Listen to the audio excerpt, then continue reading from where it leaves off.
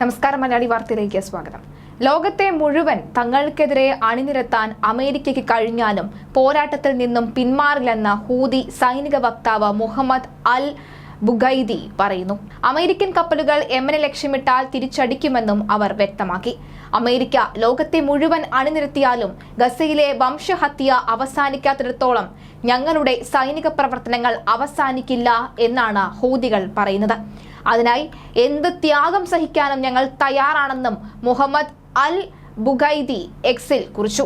ചെങ്കടലിൽ വെച്ച് Mediterranean shipping കമ്പനിയുടെ കപ്പലിന് നേരെ നടത്തിയ മിസൈൽ ആക്രമണത്തിന്റെ ഉത്തരവാദിത്വം ഹൂതികൾ ഏറ്റെടുത്തിരുന്നു. സൗദി അറേബ്യയിലെ കിങ് അബ്ദുള്ള തുറമുഖത്ത് നിന്നും പാകിസ്ഥാനിലെ കറാച്ചിയിലേക്ക് പോവുകയായിരുന്ന കപ്പലിന് നേരെ ഹൂതികൾ ആക്രമണം നടത്തിയിരുന്നു.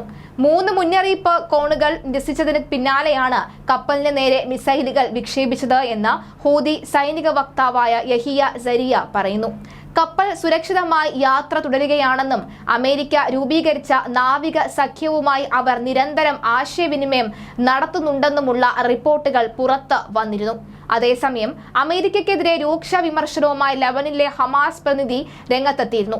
ഗസയിലെ കുട്ടികളുടെ രക്തത്തിൽ അമേരിക്കൻ പ്രസിഡന്റ് ജോ ബൈഡന്റെ കൈകൾ നനഞ്ഞിരിക്കുകയാണ് എന്ന് ഹമാസ് പ്രതിനിധി ഒസാമ ഹംദാൻ പറഞ്ഞു. ഇസ്രായേൽ പ്രധാനമന്ത്രി ബെഞ്ചമിൻ നെതന്യാഹു പരാജയങ്ങളിൽ നിന്നും പരാജയത്തിലേക്ക് നീങ്ങുകയാണെന്നും സാധാരണ ജനങ്ങളെ കൊല്ലുന്നതിൽ മാത്രമാണ് അദ്ദേഹം വിജയിക്കുന്നത് എന്നും ഹംദാൻ പറഞ്ഞു. നെതന്യാഹുവിനും അദ്ദേഹത്തിന്റെ ക്യാബിനറ്റിനും സൈന്യത്തിനും ലക്ഷ്യമില്ല. നെതന്യാഹുവിന് ഒരു വഴിയേ മുന്നിലുള്ളൂ. പരാജയം സംബന്ധിച്ച് തന്റെ വിധിയെ നേരിടുക. ബെയ്റൂട്ടിൽ നടന്ന പത്രസമ്മേളനത്തിലാണ് ഹംദാൻ ഇത് പറഞ്ഞത്.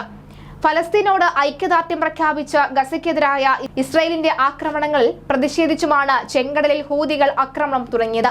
ഭക്ഷണവും മരുന്നും ഗസ മുനമ്പിലേക്ക് കടക്കുന്നതുവരെ ഇസ്രായേൽ കപ്പലുകൾക്കോ അധിനിവേശ ഫലസ്തീനിലെ തുറമുഖങ്ങൾക്കോ പോകുന്നവരെ ചെങ്കടലിൽ തങ്ങളുടെ ആക്രമണം തുടരുമെന്ന് ഹൂതി സൈനിക വക്താവ് യഹിയ സരിയ പറഞ്ഞു വച്ചിരിക്കുകയാണ്. ഇനി ആരിറങ്ങിയാലും ഈ ഒരു തീരുമാനത്തിൽ നിന്ന് പിന്നോട്ടില്ല എന്ന് തന്നെയാണ് ഹൂതികളുടെ നിലപാട്.